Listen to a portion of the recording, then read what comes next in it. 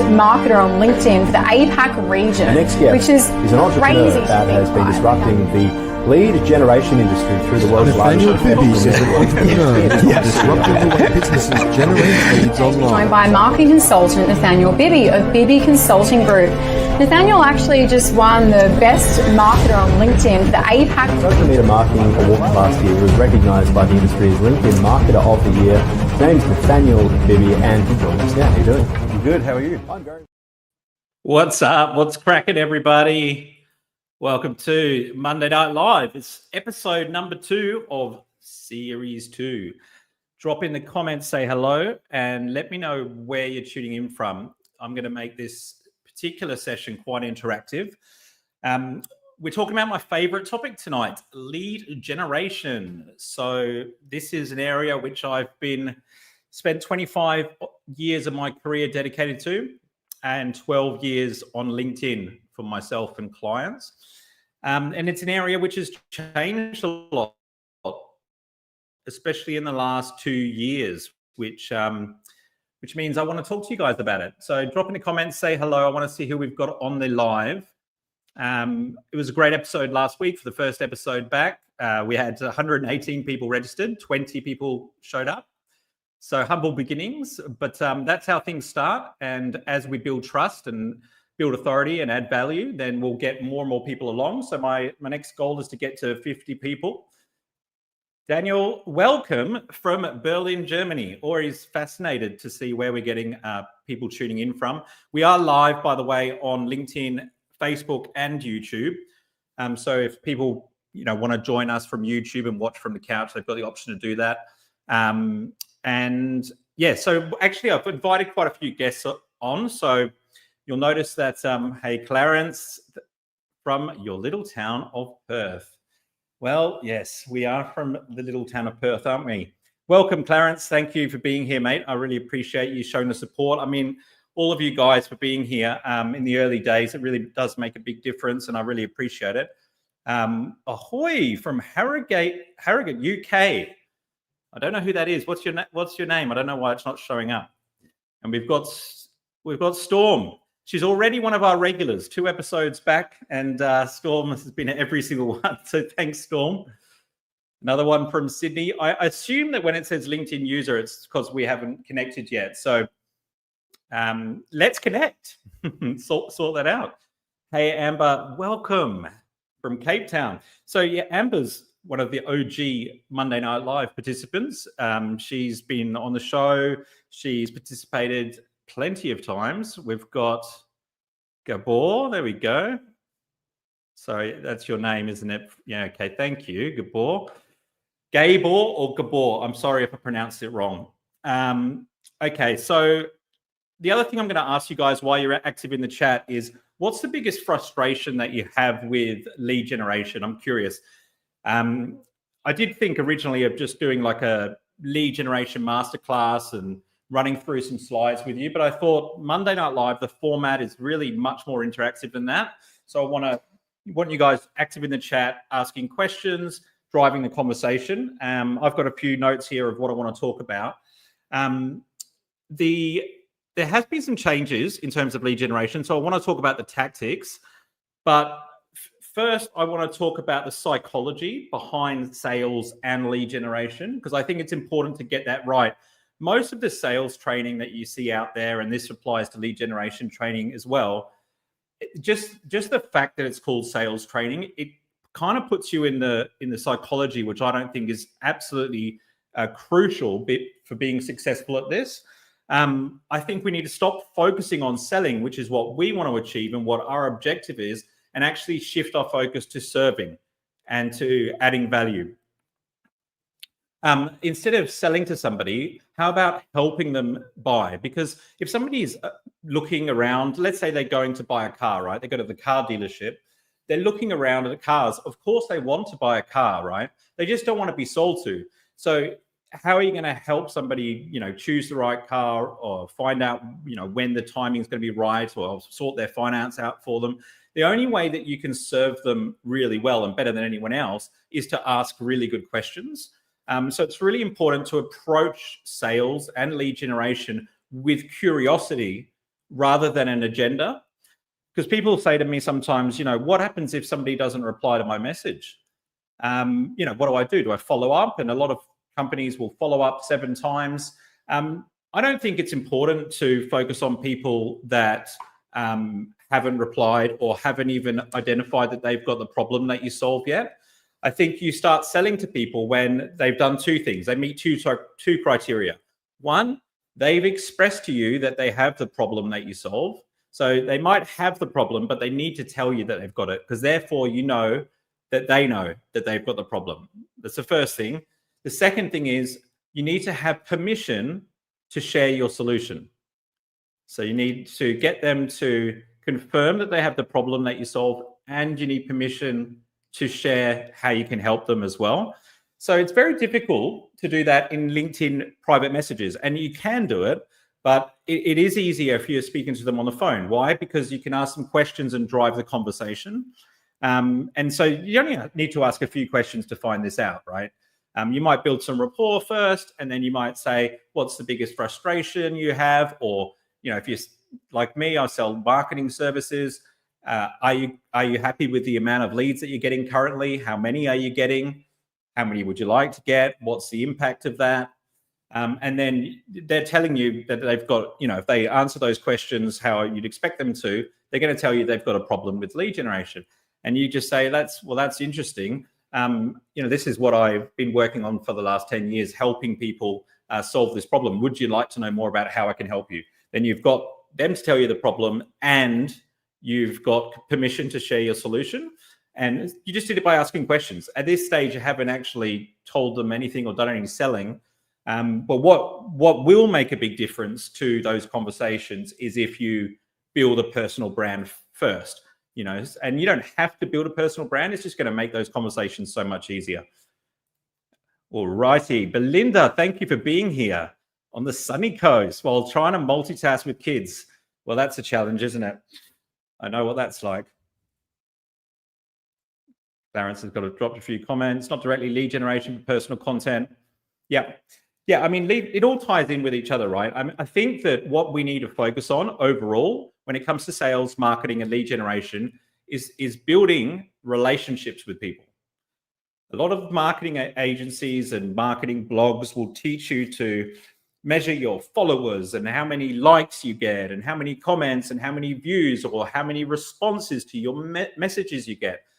All of that stuff is kind of irrelevant when you look at the quality of the relationships you have. So this is why there's people with 300 connections that make a lot more money out of LinkedIn than people with 30,000 followers or 30,000 connections, because the relationship that they have with those 300 people is a lot deeper and a lot stronger, and they trust them. And so therefore they're able to build a much more sustainable and successful business off the back of it. And so that's really what we want to achieve, and when I talk about lead generation, I do mean outreach on LinkedIn. That's specifically the area which I focus on for lead generation when it comes to the services I offer. But all of this stuff ties in. But it doesn't matter whether you're doing it on the telephone, if you're doing it through ads. It's about the psychology behind how you approach people. So I think we need to move away from selling to serving, if that makes sense. And think about the psychology of the buyer as well, right? So do people buy on logic or emotion? Drop in the chat and let me know. Hey, Sue, good to see you here again. Sue's been on Monday Night Live before. Thank you very much for being here. Appreciate your support. So do people buy on logic or emotion? Generally, it's emotion, right? And then they back the decision up with logic. And so when you approach somebody on LinkedIn or wherever it is, and you just start selling to them before you don't know anything about them, if you were doing that, and trying to start a relationship offline with someone, how's somebody going to respond?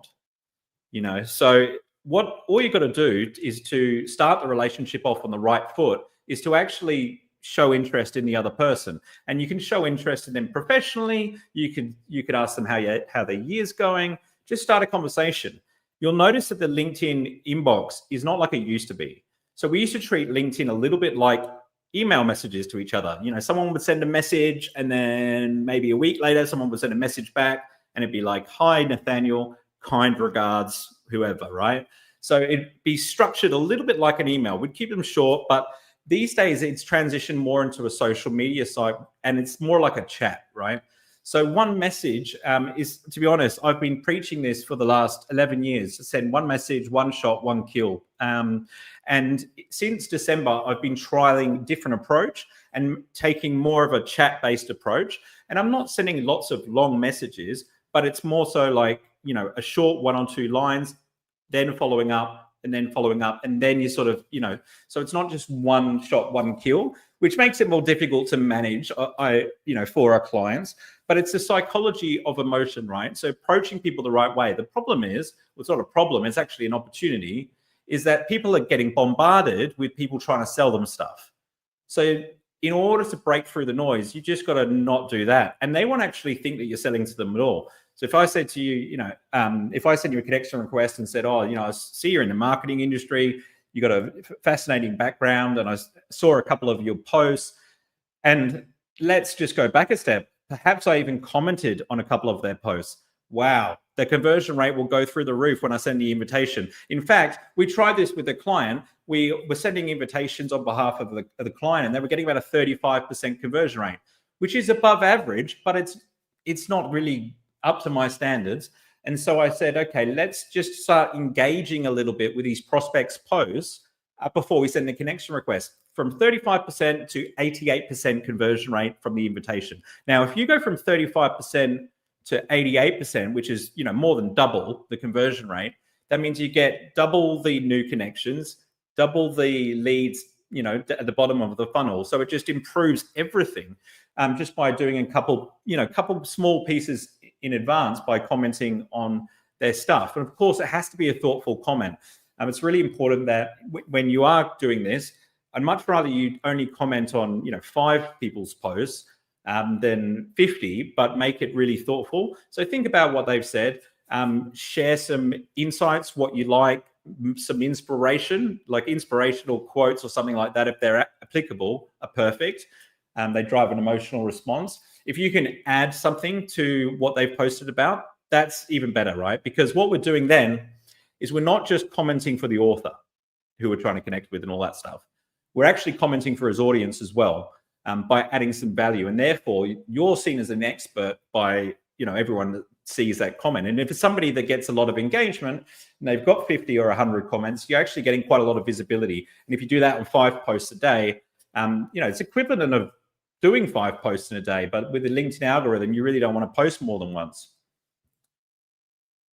Joanna Standish, thanks for being here.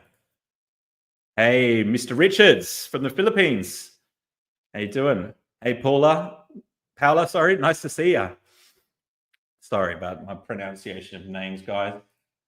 I didn't realize you were from Australia. It was Australia Day yesterday. This is probably the first year since I've been here that I haven't celebrated it because I was working. So people buy an emotion. So you want to eliminate doubts and fears. Now, the way that you can do that really early on is through storytelling. Because if you actually do that through your content, then half the work's done for you by the time you actually start having a conversation with them. And you'll know if it's done because there'll just be less objections, right? So with your content, try and think about what are the doubts, what are the fears that the people that I deal with have. And most of the time, if you're an expert at what you do, you could probably relate to those doubts and fears because when you started your journey, you would have had similar doubts and fears. And you may not, but if you do, then share in your content about how you felt that way and then your epiphany and what happened and how you came out of it. Because what you do then by telling somebody a story is those beliefs that they have that block every sales pitch that you give them or every landing page they read, you actually open their mind up and then that limiting belief can disappear. So it's very important. I actually wrote a list at the start of this year of all my prospects' doubts and fears that they're likely to have. And then wrote down, the ones that I could relate to that I've had in the past and then put stories in the third column to share. It was actually inspired from the CEO of ClickFunnels, Russell Brunson. He shared something about this in, I think it was Expert Secrets, his book, which I've been listening to in the car earlier this year. And so the lead generation process on LinkedIn has changed. I've always said that, if somebody's done my training a couple of years ago, that 30 to 40% of what I've taught them has changed and, doesn't work anymore. And you need to learn what the new strategy is. This is probably going to change 60% of what I've taught people in the past. And it's just because LinkedIn's evolved. So I used to have a 3-step process for lead generation: find, connect, engage. So you find people in the right target demographic, job title, location, company size, industry, and maybe some keywords that are in their profile. And then you find them, and then you send them customized connection requests to join your network. Now, when I started doing this 10 years ago, we'd get around 50% of people on average would accept. We send 400 invites out in a month, we get 200 new connections. And then gradually in the last few years, it's just gone down a little bit. And so now, like, most people are getting about 15%, just so you know. We're getting 35%, 30% on average, but it is a lot lower. And that's just because people are getting, sick and tired of being spammed on LinkedIn. People are taking more notice of the quality of their network. And then so to find, connect, and that's what we measure. We measure the number of connection requests we send, the number, that's equivalent to the number of people we find, and then the number of people that accept. So you've got a conversion rate there. And then the third step is we send a follow-up message. And it used to be, well, it still works, but what we'd say is something like, hey, thank you for connecting. I've noticed that you're in the accounting space.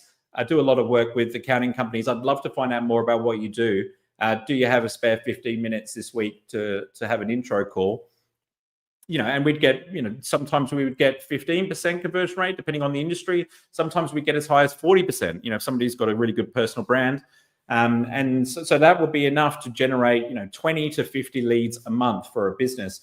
And in the last, 12 months, I would say, 12 months, really last year, I just started to notice these conversion rates dropping. And I'm not somebody that, keeps doing something if it's not working to the best of its capabilities. And so I sat down in December and I thought, we've got to look at how to improve this lead generation service and get better results.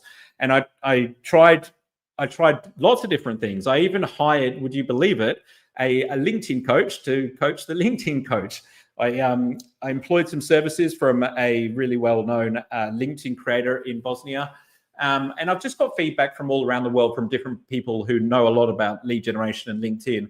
And I've just added, what I've decided to do is add another step. So there's now a 4-step process, and it's find, nurture, connect, engage. So nurture means engaging with their content and just giving that some sort of like familiarity before you reach out to connect.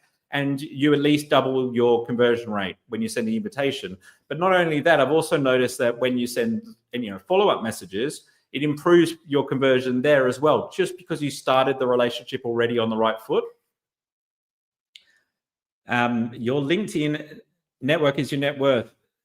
Spot on, Amber. It's funny, I speak to businesses all the time and they say, I built this database of 10,000 people, or can you use LinkedIn to help me build my email database?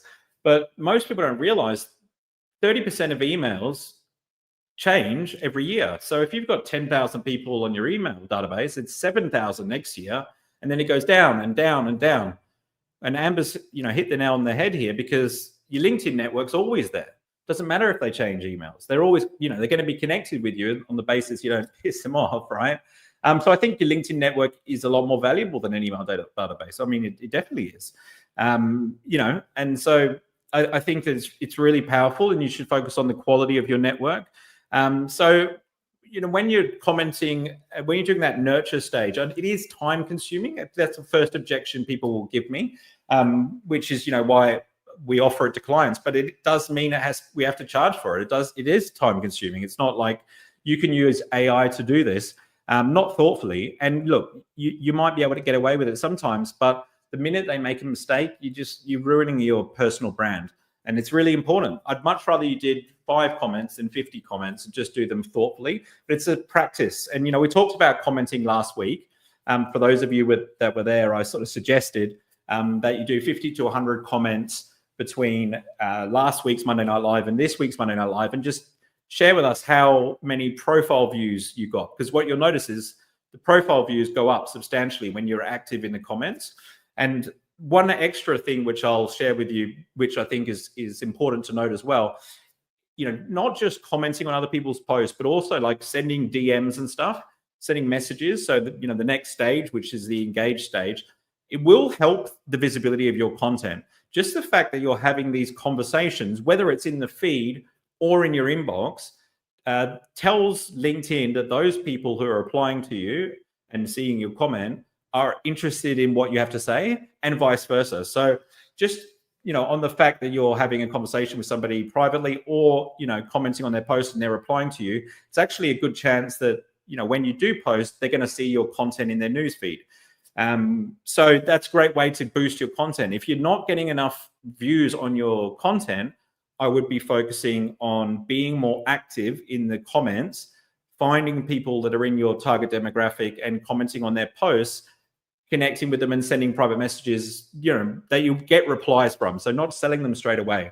So what sort of message would you send? Well, look, if you're sending a connection request, I believe in personalizing them.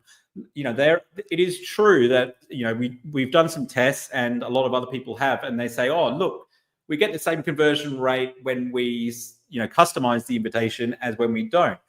And the reason for that is because, a lot of people will fall into two categories. They'll either accept or they won't, but also because either their connection request is coming across as salesy, so therefore it's, not as good, or, it's just because they so many people are sending customized connection requests and selling in there. So just by customizing it, you kind of can fall into that category. But I still believe in personalizing your invitation. Here's why. Because the quality of the people that connect with you are much higher. And if you ask a question in the connection request, you're actually going to get a response after they've accepted, not all the time, but sometimes, because as you know, when somebody accepts an invitation, if you accept an invite from someone, as soon as you've accepted, their customized message pops up in your inbox as an unread message. So it's triggering you to reply to that message.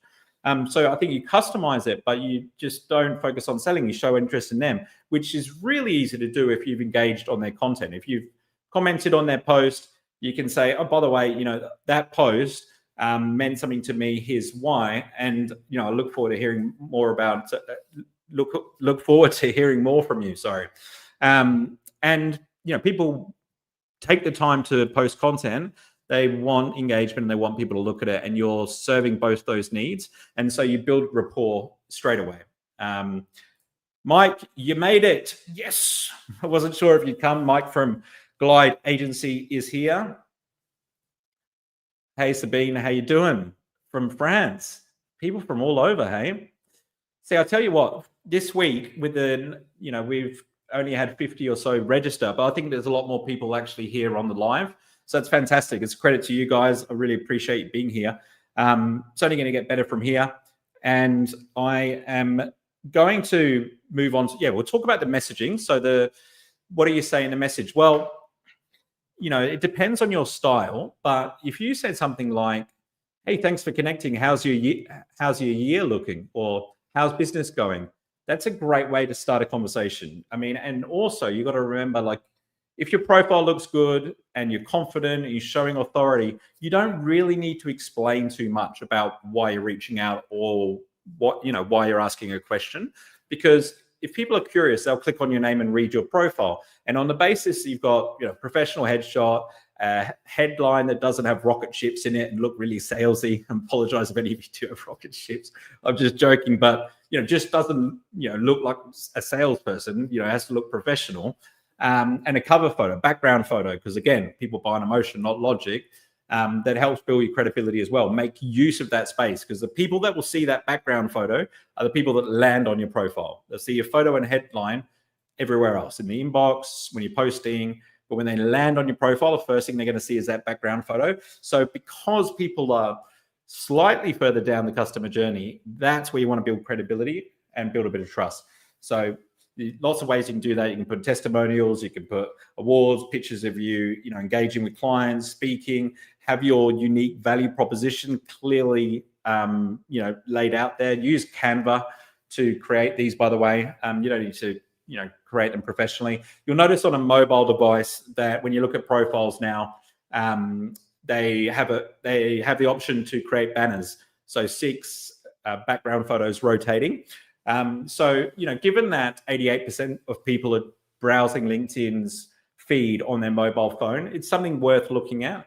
But if you are going to have 6 banners rotating, have them all fit in with each other. I've done this. If you have a look at my profile on a mobile device, I have done this. I'm going to make some changes to improve it a bit, but it does start with 500 million in sales generated, then 40,000 professionals trained, something else, then it's like, will your story be next? So it's like, because they rotate automatically quite quickly, so you want to make it quite easy for people to digest. So that's important. And once you've got that set up, you don't really need to say too much in your message. So you could say, how's business?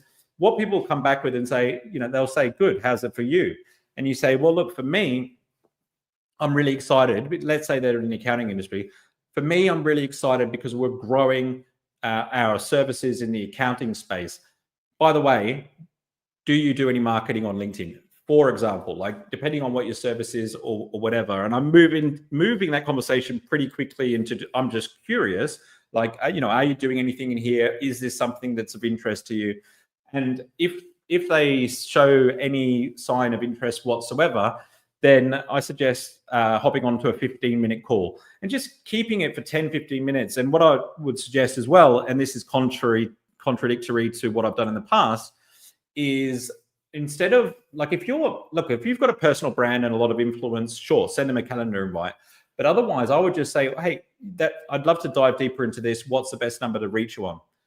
Get their number and then just call them and say, hey, do you have 10 minutes now? Or you could ask for the number and say, when do you happen to have a spare 10 minutes over the next couple of days?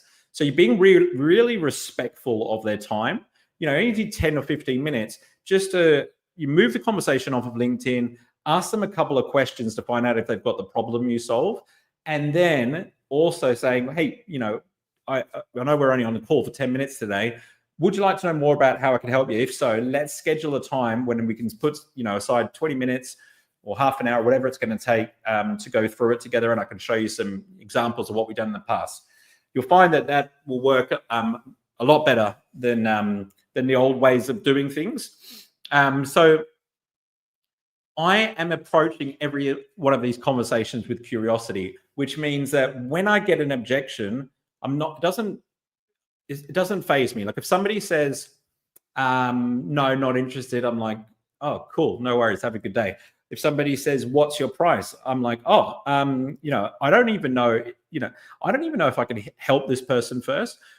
I think the one distinction is that phone call that I'm talking about it's an if phone call. So the purpose of that call is to find out if you can help them, if there's a good fit, if they have the problem you solve.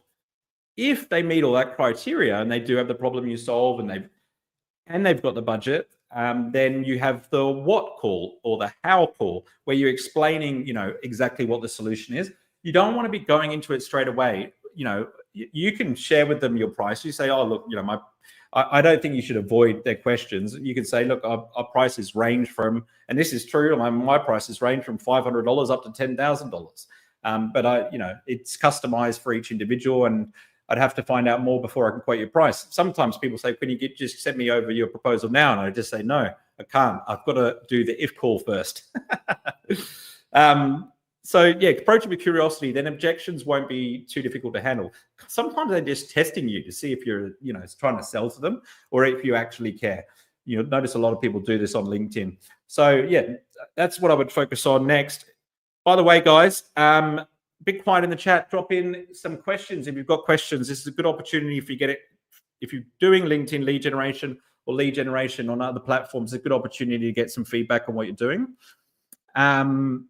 So the 2 call process we've talked about, relationships are the real goal. And with relationships, there's 3 stages, right? There's starting the relationship, there's building the relationship, and then there's getting that commitment, which is like the equivalent of, a raving fan.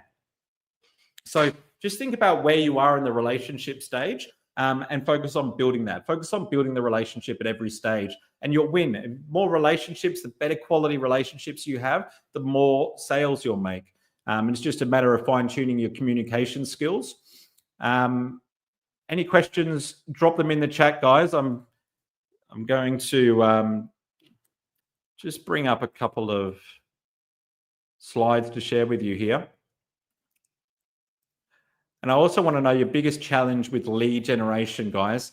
Drop in the chat and let me know. All right. I'm going to have to skip through a bunch of these because we have talked about a lot of stuff and I wanted to make it interactive. Okay.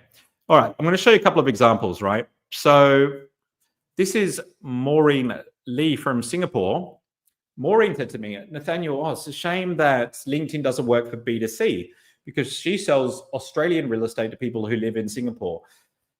And I thought about it and I said, well, how about we target CEOs that live in Singapore that actually went to university in Australia? So like Monash or, UWA. They went to university, got some ties in Australia, but they're CEOs, which are high income earners in Singapore. And 10 qualified leads within a few days. We use that process, find, connect, engage, which we've now improved. And the numbers were, she got 50 leads from sending 400 connection requests. So she was able to fill an event. She did it every single month. Let me just answer this question from Sabine here. What about newsletter to build relationship? Now, LinkedIn newsletters are pretty cool. The reason I like them is, first of all, I do love long form articles. They do take longer to create, obviously, but you're able to just go a little bit deeper into the strategies and the processes and share multiple images. And so I think LinkedIn articles are great. The newsletters are good because they're the only thing at the moment that will alert your network as long as they subscribe, they will alert people when you publish a newsletter. Because in the old days, LinkedIn would pretty much alert most of your network when you posted it. And going live like this for Monday Night Live was fantastic at the start because I didn't have to invite people to an event. I would just go live and it would go bang and tell everyone. And so we'd get, hundreds, if not thousands of people here without having to do any promotion. Whereas now it's like, and this is part of the reason why I hesitated starting Monday Night Live again for so long is because you've got to invite people, and you can invite 1,000 people a week. But if you're doing it every week, it's like, you can only invite 1,000 people each week. So that's what we're doing. I've got like 3 people helping me with invites, but I think as we build the reputation, it will do better. I think newsletters are fantastic. You got to be consistent. It's the same as every single thing that I'm going to talk about is you've got to be consistent. I think with newsletters, you've got to do it every week. Most people are only doing it once a month. So you've got to stand out. The way that you could make that a bit more efficient is just make them a little bit shorter and share. I think what works well is sharing a bit of authenticity in your newsletter as well. So not just making it like a standard blog or, standard article that is informational or educational. Sharing like a story or your own insights or showing some authenticity is going to make a big difference. But I'm using Monday Night Live newsletters to promote the show. So I'm a big believer. Clarence, what do you think of the content tactic? I have 5 spots. Is it disingenuous? Well, it depends if it's true or not, right? Yeah, I don't think you should lie to people. If you have got 5 spots, I do think you should tell people because it does build urgency, which is great. But also, you don't want them to be disappointed when they miss out. So creating some limits around scarcity, is good. Not just for the sake of selling, though. You've got to think about it from a stage. Like if I was to offer something, like I'm creating a course at the moment for LinkedIn agency founders.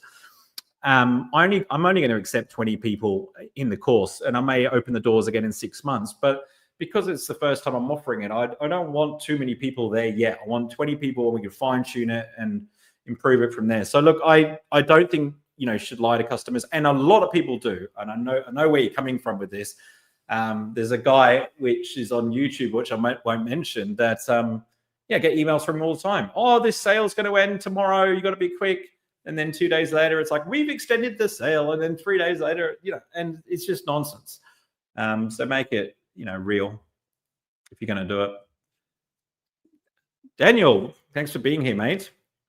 The biggest challenge for me is to move from mass outreach with standardized messages to the individual messages and to not lose track of those messages. Okay, now I have a tool for you that you're going to like.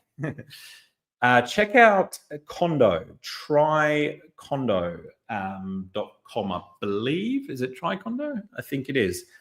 It's fantastic for managing your LinkedIn inbox because you're absolutely right. It's a nightmare otherwise. Kondo allows you to put tags on different messages so you can categorize them. It also, you can archive messages so they're not there in your inbox. It'll alert you. You can filter down by messages you haven't replied to yet. And you can have little snippets as well. So if there's little, statements that you make that you use a lot, you can have them as snippets, and, there's a couple of shortcuts on the keyboard and you can use those. So 100%, that's a really good comment, Daniel. And check out Kondo. I'm a big believer. The guy that runs it is a really nice chap, and I've started using it recently, and I think it's great. Sabine, every week, not too much. Look, I don't believe so. Your audience will tell you if it's too much.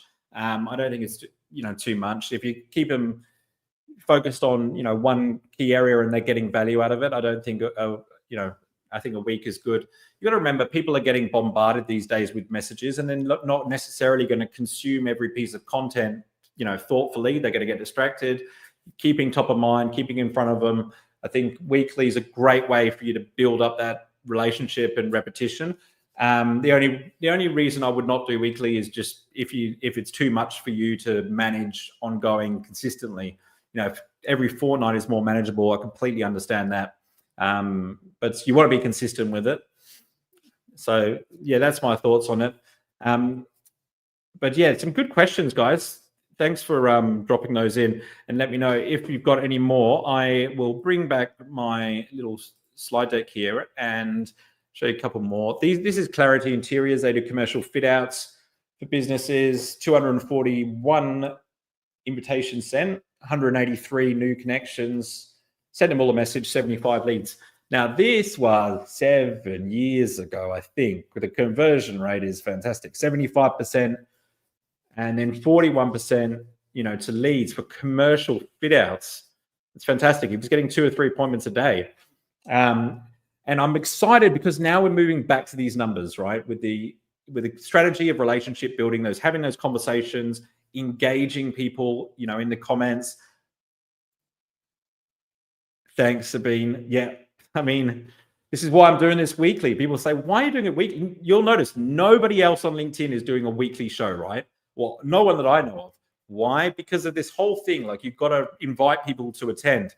I'm just committed, and I think that if we do it well enough, people will come back and show up without necessarily getting an invite. We've got Sammy in the house. What's up, bro? How you doing, man? Sammy's over on YouTube. We need to get the party cracking over on YouTube. Everybody's here on LinkedIn. Thanks for being here, Sammy. I appreciate you. Okay, so two reasons why people buy: attention and trust. Okay, so you need to get people's attention. Yes, it's actually a lot easier to get attention than it is to keep it. If you give somebody a bad experience, and you lose their attention, it's really hard to get it back. This is one thing that I'm learning now, because I took a little bit of a hiatus off LinkedIn. A lot of my audience, just the fact that I wasn't consistent for 2 years, you lose trust. I had a really strong relationship with my audience before. I could call them and they'd be there. Oh, Nathaniel's in town. We'll go for 2 years where I've been focused on, my family and spending time with my daughter, and I come back and I've got to rebuild all those relationships, So it's really important that you build trust. People buy from people they trust, so that's what I want you to be thinking about. Don't stress over if somebody buys today or not, right? Yes, if they're already reviewing a proposal and you're that far down the customer journey, by all means, you can close them without selling to them, but you can close them by asking them questions and just reminding them of what they want to achieve. But, building trust is really important. I think it's way more important than a start, rather than to get them, a sale, to build a relationship, Amber says the key is to create a plan strategy that is in alignment with your life so that you can remain consistent. Consistency is key no matter the intervals. Absolutely. Yep. Agree with that, Amber. Very good. And look, what we're talking about here, it does take a lot of, your own individual work. And I'm finding this out for my clients. We've got, between 10 and 20 clients that I'm executing this for, and I've got to find systems and ways to improve it. So tools like Kondo are really good. There's another one that I'm using called Aware that helps with, commenting. You can create lists and stuff. You need Sales Navigator to find out who's posted in the last 30 days. But you need to create those lists and systems so that it doesn't take a lot of time. And so lead generation will capture attention, like send them a message, send them a connection request. The valuable content, and I should add it to this slide now, and your comments builds trust. So it doesn't necessarily, you don't have to post content at all. You could just be the guy that, or the girl that, the lady, I should say, that posts comments that are valuable. Like if you did that 20 times a day, it's just as valuable, if not more valuable, than posting your own content, because if you do it on influencers' posts, and your comments the most valuable, gets most engagement, it's going to show up at the top, but all the people viewing the content are going to see it. So it's a huge amount of eyeballs. And the other way you get to the top, by the way, just so you know, is by posting first. So like if you've seen someone's just posted, drop a comment, because the fact that you've posted early makes a big difference. A lot of creators, I don't do this. I probably should, but I don't do this because going back to Amber's point, it's just the way I manage my life is I don't post at a regular time every day, but a lot of creators will. It's like 12:30 they post, every day, or 6:30 every second day they post.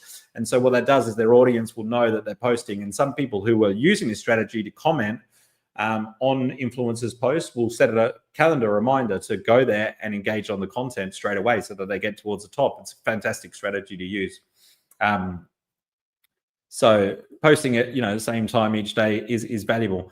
I am going to take the slides off now because there's some graphics there that just aren't showing up on StreamYard, and we've reached 43 minutes. I don't want to take up too much of your time. If you're in Australia, it's a public holiday. Look, next week and for the weeks after, we've got a few guests joining us. These are people that I wanted to share their story with you. There's some inspiring dudes.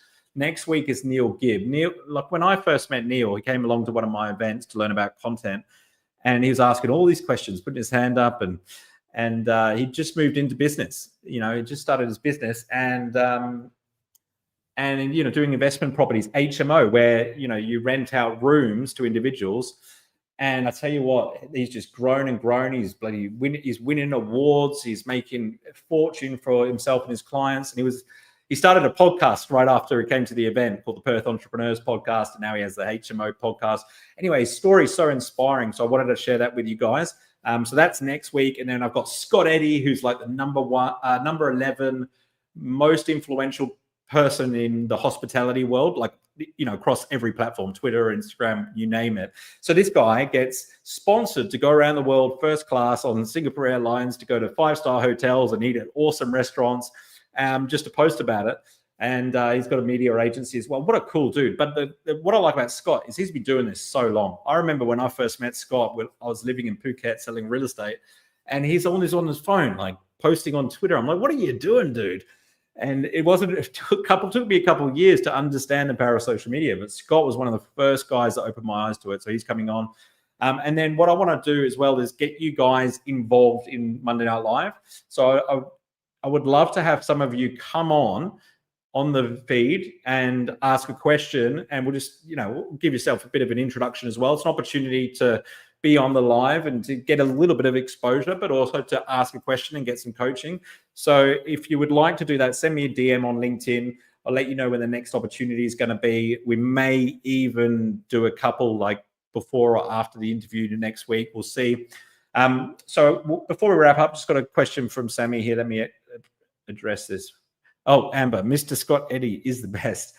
Yeah, I'm glad you liked the last session. It should be really good. I'm looking forward to it. Do you think that content generation is better than cold outreach? For building a brand, yes. For generating leads, no. So cold outreach it depends what you mean by cold. I believe in warm outreach. So, nurturing that contact a little bit by commenting on their stuff or just sending them a connection request, they accept. When somebody accepts a connection request, my view is they move from cold to lukewarm because they've actually given you implied consent that you can contact them by accepting the invite. And then you reach out and it's not really a cold message at that point. But look, cold emails and stuff, that stuff doesn't work anymore. Content generation is great, but it's a longer term strategy. As Amber said, you've got to be consistent. And so it's a great thing to do to build your brand. But at the same time, you need to make money. So they work really well together. Guys, that's it for this episode. I really appreciate you being here. I hope to see you next week on Monday Night Live. Thanks for being here, guys. And if you're watching the replay, do let me know in the comments. I'll be checking back here in a couple of days. Repost this, share it with your network. And next week, invite your friends along. Let's get to 50 people. Thanks for being here.